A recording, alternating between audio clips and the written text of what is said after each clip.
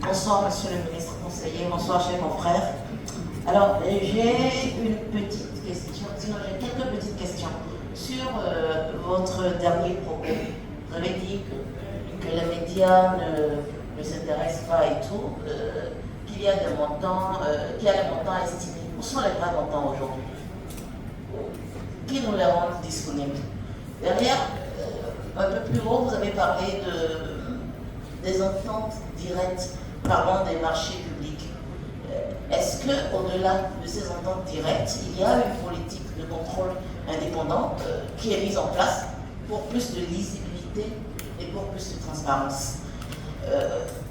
Sur les 1200 milliards, je ne vous ai pas trop suivi, je m'excuse, mais j'aimerais savoir, est-ce qu'il y a un audit officiel ou un rapport public qui retrace l'origine et l'usage prévu de ces 1200 milliards? Et peut-être une petite avant de partir, est-ce qu'il y a, c'est une question citoyenne, un mécanisme de redevabilité qui est mis en place pour que les citoyens puissent suivre l'exécution budgétaire des projets routiers? Merci. Ok. Je vais poser beaucoup de questions. Vous avez dit les médias, oui. Bon, moi, je ne sais que dire que ce qui est. Non, mais parce que lorsque les médias s'intéressent au voix montant, on les accuse de vouloir. Quel montant, quel média s'est intéressé au vrai montant? Ce que moi j'ai entendu dans l'opinion, c'est qu'on dit que le gouvernement de la Russie cache les montants. C'est ça, on n'a pas dit quelqu'un a dit de mauvais montants, on cache. D'ailleurs, on gère les marchés publics dans l'opacité.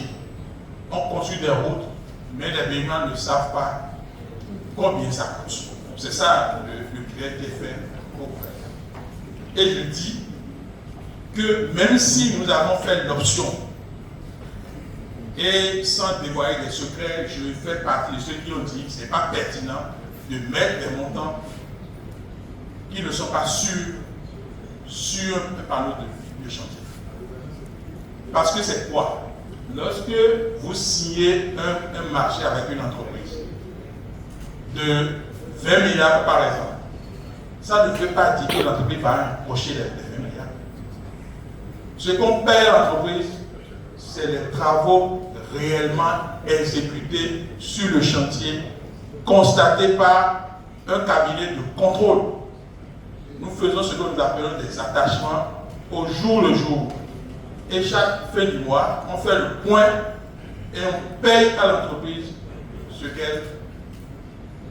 à quoi elle a droit. Et c'est à l'accostage qu'on connaît vraiment le vrai montant à l'accostage, à la fin. C'est lorsque vous avez fini de tout faire que vous savez. Pas plus tard que la dernière fois, nous avons pris un avenant à un marché, un avenant négatif.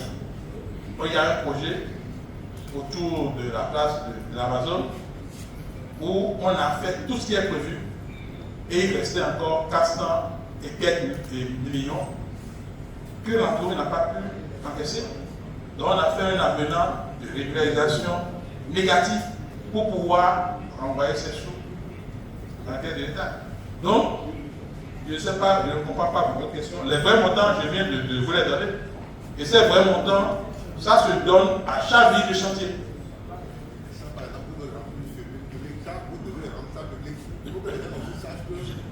On va rentrer que si vous venez sur un chantier, vous venez faire un reportage. Vous venez, on dit, bon, tenez, voilà le projet, voilà le projet, voilà le projet. C'est tel entrée, c'est tel, voilà le montant indicatif. Et ça dit qu'on cache. On ne cache rien. Les vrais montants là, c'est ça que je viens de vous donner. Et moi, mes bureaux sont ouverts. Si quelqu'un veut savoir ce que coûte un projet, qu'il vienne me voir, je vais le dire. Si le montant est définitif, je le dirai. Si ce n'est pas définitif, je le dirai encore. D'accord? Maintenant, vous avez posé encore quelques questions. Entente directe. Et c'est un camion.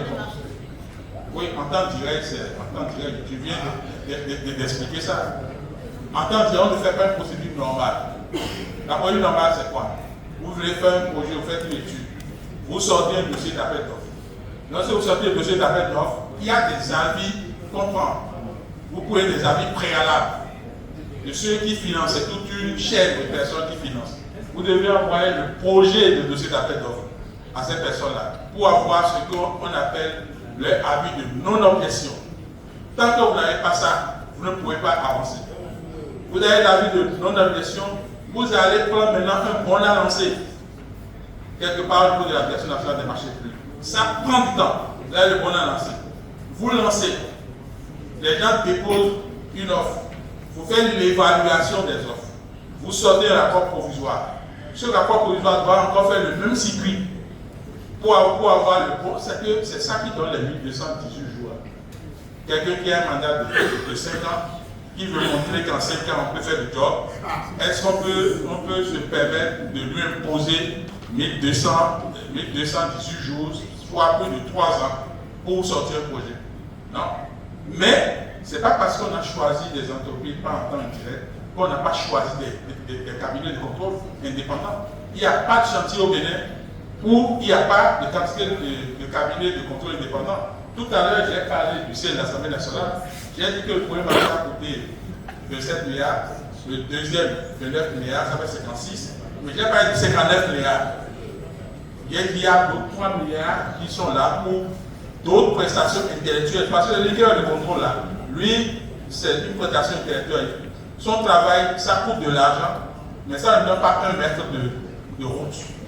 D'accord? Donc, il y a des cabinets sur tous les chantiers pour faire le contrôle.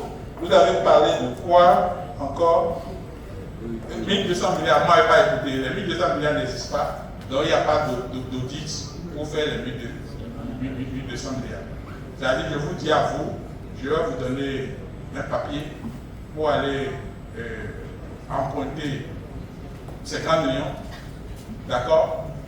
Mais pour que les banques vous fassent confiance pour vous donner ces 50 millions, je dois vous donner une garantie pour dire que si vous prenez les 50 millions et vous faites le travail pour lequel je vous ai donné de faire les 50 millions, vous le faites, et qu'il y a problème, moi, je suis garant pour rembourser.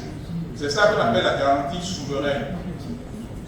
Mais si je ne vous donne pas ça, vous ne pouvez pas aller chercher l'argent. Ce qui s'est passé dans l'ancien régime, c'est qu'ils ont lancé le processus. Ils ont choisi les entreprises. Les entreprises se sont engagées pour mobiliser ces 1200 milliards avec des accords de principe des banques. Parce qu'avant qu'on ne signe le contrat avec eux, ils ont déjà négocié avec des banques pour avoir un accord de principe avec des termes titres. Les termes titres là, c'est comment échelonner le remboursement. Et ils ramènent. Mais la banque ne sort pas son argent tant que l'État n'a pas remis la garantie souveraine. Il se fait que cette garantie souveraine, l'ancien ministre des Finances faisait dilatoire, ne voulait pas faire ça. Il n'a pas donné jusqu'à ce que 6 avril n'arrive. Quand 6 avril est arrivé, le premier dossier qui tombe sur la table du nouveau gouvernement, c'est de donner cette garantie pour que ces entreprises qui ne connaissent pas aillent emprunter au nom de l'État 1200 milliards. Donc, vous voulez faire l'audit sur quel 1200 milliards qui n'existe pas parce que l'élément pour pouvoir aller les mobiliser n'existe pas. Donc, on parle de. C'est sans objet, les gens disent sans objet. Vous avez encore dit quoi maintenant? Modévabilité, bon, c'est ça que je fais ici maintenant. Ou bien, c'est ça que je fais. Parce que moi, je ne parle pas à un parti politique. Je parle au peuple. Et de plus en plus, moi, je vais faire vivre les chantiers aux populations. Elles doivent savoir ce qui se passe. Je suis allé sur la route de Porto-Novo, j'ai montré les différentes phases des travaux. Tous ceux qui empruntent la route, c'est n'importe quoi. Est-ce qu'ils savent qu'on projette sur 8 mètres, on met des roches sur 3 mètres, on met du sable sur 2 avant de... Ils ne savaient pas. Donc moi, je vais le montrer. Et c'est ça qui fait mal. C'est ça qui fait mal. Mais moi, je n'ai pas le choix. On m'a donné le travail, je vais le faire avec dévouement. Et vous me verrez partout. sur tous les chantiers pour montrer ce que nous sommes en train de faire, pour que ceux qui pensent que la route coûte cher, ils comprennent quelle sorte de route coûte comme ça. Est-ce que le costume de mon ami Alain là, ça coûte la même chose que l'autre costume qu'on a pris quelque part là? Non. Voilà nos routes. Voilà nos routes. Ok. Pour le président de la République, quand on est pauvre, on fait des choses durables. Quand on est pauvre, on fait des choses durables. On ne parle là en train de refaire les mêmes choses. Voilà. Venez. Moi, je crois que j'ai répondu à toutes vos questions.